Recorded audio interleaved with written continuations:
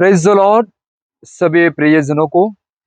और फिर एक बार हृदय परिवर्तन में स्टोरी 4 में आप सबको स्वागत है। और आज तेजल के जीवन में हम गवाही सुनने वाले हैं जो प्रभु यीशु ने उसके जीवन में, बच्चे के जीवन में कितने महान कार्य उसके जीवन में किया है। पापा अपने बेटे को लेकर कितने परेशान में थे, गांव गांव में लेकर गए। इतने हम सोच भी नहीं सकते हैं कि ऐसे एक दुष्ट आत्मा उसके जीवन में इतने कार्य कर रहा था। जब प्रभु यीशु मसीह पृथ्वी पर थे, लूका सुसमाचार 6 अध्याय उसके 18 वचन में है, देखते हैं सिर्फ प्रभु यीशु मसीह बीमारियों को ही ठीक नहीं किए, और कई अशुद्ध आत्माओं में जितने सताए जा रहे थे वे लोगों को भी यीशु के पास लेकर आए और प्रभु यीशु मसीह उन्हें ठीक किया। हम देखते हैं आज भी यीशु मसीह के नाम से सारे शैतान कांप उठते हैं, डरते हैं, और प्रभु यीशु मसीह तेजल के जीवन में किए हुए महान कार्यों को आप देखकर प्रभु की महिमा कीजिए।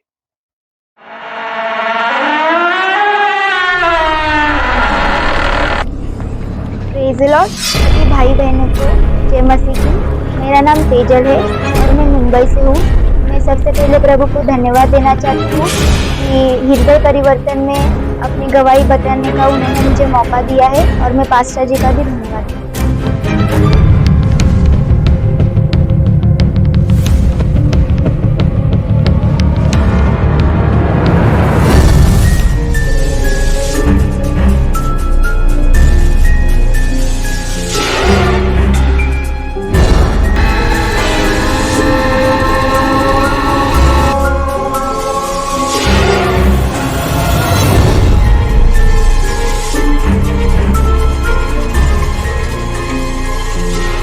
2015-16 की बात है। मैं बहुत ज्यादा बीमार थी, शैतानों के बंधनों में फंसी हुई थी, बहुत अंधकार में थी। इस सारे सफर की जो शुरुआत थी, हम माले पे रहते तो मैं माले से नीचे गिर गई थी और तुरंत मुझे हॉस्पिटल ले जाना पड़ा था और मेरे मुंह से खून आ रहा था। उसके बाद मैं हमेशा बीमार रहने लगी और कहीं भी चक्कर आके गिरने लगी। इस वजह से स्कूल वालों ने कहा कि हम रिस्क नहीं ले सकते और मेरी पढ़ाई भी बंद हो गई, क्योंकि मैं कभी भी चक्कर आके गिर जाती, या फिर कहीं भी ब्लड वॉमिटिंग हो जाती, और या फिर कभी भी पागल जैसे करने लगती। इस वजह से मेरी पूरी फैमिली डिस्टर्ब थी। मेरे पापा की जॉब छूट गई क्योंकि वो मुझे लेके हॉस्पिटल जाना, चर्च जाना, प्रार्थना जाना, इस वजह से उनकी जॉब भी छूट गई और किसी को कुछ समझ में नहीं आ रहा था कि हो क्या रहा है आखिर, और सब बहुत डिप्रेस हो गए थे।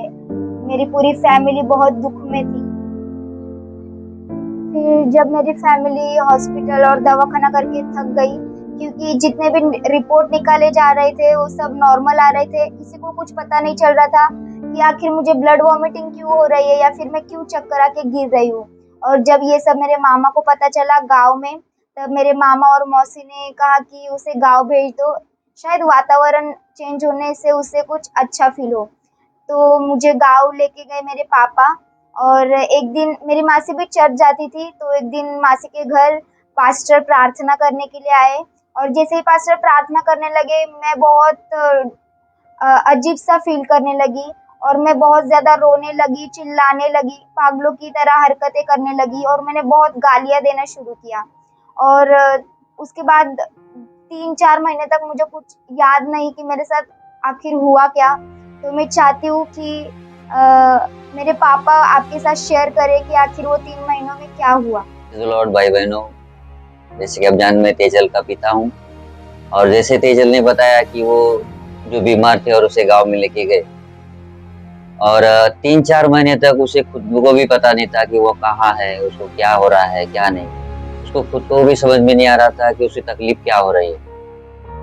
उस गांव के अंदर हम लोग कम से कम 3-4 महीने तक वहीं रहे, और ना किसी का पहचान था, तो किसी अनजान घर में एक पास्टर लेके गए, वहां पे हम लोग रहते थे।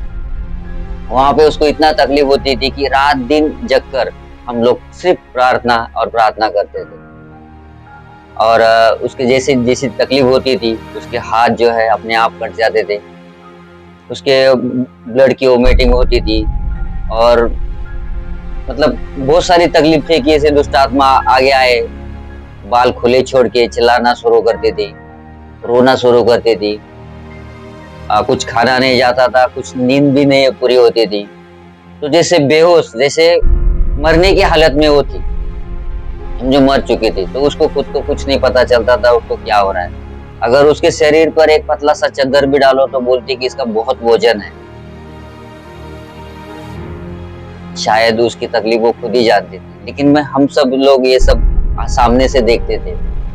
बहुत सारे सेवक ऐसे थे कि प्रार्थना तो कर लिए, लेकिन फिर कोई ऐसा आगे बढ़ने के लिए तैयार नहीं था कि इसकी पूरी तरीके से जिम्मेदारी ले सके। कई पास्टरों ने, सेवकों ने, नहीं बोलना चाहिए, लेकिन फिर भी उन्होंने ऐसा एक वहाँ गांव के पास्टर थे, वो प्रार्थना के लिए तैयार हो गए। लेकिन फिर भी कुछ और पास्टर जो आए तो उन्होंने कहा कि भाई इस लड़की की जिम्मेदारी आप मत लीजिए, क्योंकि इस लड़की का कोई भी गारंटी नहीं है, मर सकती है, आपके ऊपर सब कुछ आएगा, तो आप उसकी जिम्मेदारी मत लीजिए। लेकिन फिर भी प्रभु की दया है कि वो पास्टर्स एक प्रभु के मतलब अधीन रहने वाले पास्टर थे।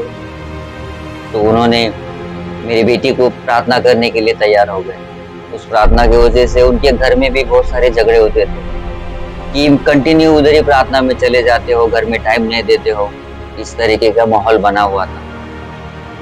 और बहुत से लोग ऐसे पीछे थे कि प्रार्थना करने के लिए मतलब करने नहीं देते थे वो लोग। ये सब क्या हो रहा है, उसको दवाखाना लेके जाओ, ये करो वो करो। तो एक बार उसको दवाखाना में भी एडमिट करके देख लिया, डॉक्टरों ने करीबन लगाए थे, लेकिन फिर भी वो बेहोश नहीं हुई। तो वो डॉक्टर्स, नर्स सब अचंभित हो गए कि ऐसा क्यों। और फिर वो डॉक्टर लोग उसमें इतना इरिटेट हो गई वो कि वहाँ पे एक नर्स, डॉक्टर्स और उसके एक अंकल थे, सबको अकेले मारे। जैसे उसको उसकी ताकत नहीं कि एक आदमी को भी मार सके, लेकिन जो उसके अंदर शैतान था या दुष्ट आत्माएं वो सब ये कार्य कर रहे थे और मारा। तो फिर डॉक्टर ने कहा कि भाई हाथ जोड़ ले हम लोग के पास कि आपके पेशेंट को आप लेके जाइए। तो सबने देखा कि इसको हॉस्पिटल में भी कुछ नहीं हो रहा, रिपोर्ट सब नॉर्मल है, सब कुछ है, फिर क्या करें, प्रभु के अलावा कोई रास्ता नहीं। तो हम लोग रात दिन उसके लिए प्रेयर करते थे। प्रेयर करने के समय में आप शायद बिलीव न करें, शायद कहीं हुआ हो, लेकिन उसके हाथ जैसे ब्लेड से इंसान काटता है उसके हिसाब से वो अपने आप कटते थे। ऐसे नहीं कि वो खुद काटती थी, क्योंकि हमने आंखों से देखा है, वो कटते वक्त देखा है, कई बार कटा है। ब्लड की वोमिटिंग होती थी, खाना तो बिल्कुल नहीं, बचता ही नहीं था कि एक निवाला भी नहीं खाते। लेकिन प्रभु, अगर इतना दिन आदमी जिंदा भी नहीं रह सकता बिना खाने के, लेकिन प्रभु की कृपा हो सकती। सारे दुष्ट आत्माओं से वे पीड़ित, सिर्फ प्रार्थना करते। उसी बीच में एक 99 मतलब अननोन नंबर से मुझे कॉल आया। शायद आप बिलीव ना करें, लेकिन वो कॉल किसी दुष्ट आत्मा ने मुझे किया, क्योंकि वो खुद बोला कि मैं एक दुष्ट आत्मा हूँ। और उसने कहा कि अपनी बेटी को तो बचा के दिखा और इस गांव के बाहर निकाल के दिखा। तो अपनी बेटी को बचा नहीं सकता, फुल कॉन्फिडेंस से बोला। लेकिन उसी समय मुझे एक वचन याद आया प्रभु का कि प्रभु कहता है कि ये युद्ध तेरा नहीं है, मेरा है, यानी युद्ध प्रभु का है।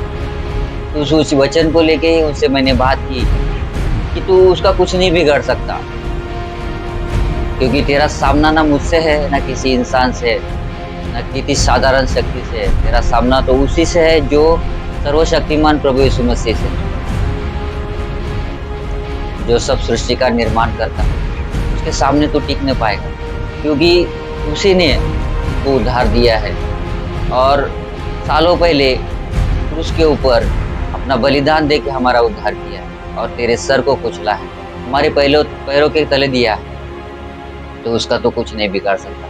लेकिन फिर भी वो अपनी तरफ से बहुत कुछ बोल रहा था। उस बातों को इग्नोर करके आगे मैं प्रार्थना में बढ़ता चला गया और ये सब बातें मैंने शेयर भी की पास्टर से। तो उन्होंने भी कहा डरिएगा मत, क्योंकि वो सब संभाल लेगा। तो ऐसे ही बहुत दिनों तक प्रार्थना करते रहे हम लोग। हर परिवार का एक एक सदस्य रोता था, जो बॉम्बे में मेरा परिवार था वो भी रोता था और वहाँ पे मैं रोता था। ना सब काम वाम सब छूट गया था, क्योंकि 3 महीने में कोई काम पे रखेगा। और जो जिस घर में रहते थे उनसे कोई रिश्ता तो था नहीं, लेकिन फिर भी वो लोग भी हमारे लिए रोते थे। परिस्थिति ऐसी थी और उसकी हालत ऐसी थी कि जैसे वो मर चुकी है, उसमें बची नहीं है कुछ। और कई बार मैंने ऐसी कोशिश की कि उस गाँव से मैं बाहर निकालूं और बॉम्बे लेके आऊं, ताकि वहां पे मैं प्रार्थना करूं। लेकिन दुष्ट आत्मा ऐसे कार्य करता था कि वो जब गांव से बाहर कदम रखा तो जैसे कि वो खलास हो चुकी है, ऐसे होता था। तो फिर हम लोग वापस उसी गांव में चले जाते थे। शायद प्रभु की कोई योजना थी।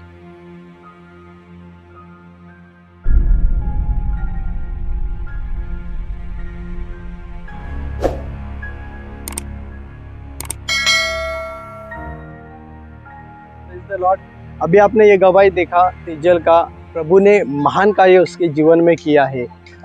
उसके मुंह से उसने आपके लिए ये गवाही बोली है, क्योंकि उन्होंने जो परेशानी झेली है वो परमेश्वर ने किया हुआ कार्य आपके ये वीडियो के ज़रिए आपके तरफ उसने पहुंचाया है। तो ऐसे ही परमेश्वर उसको आशीर्वाद करे। और ये वीडियो बड़ी हो रही थी, उनका गवाही बड़ा है, तो ये वीडियो पूरा नहीं हो रहा था, इसलिए इसका पार्ट अपन जल्दी ला रहे हैं।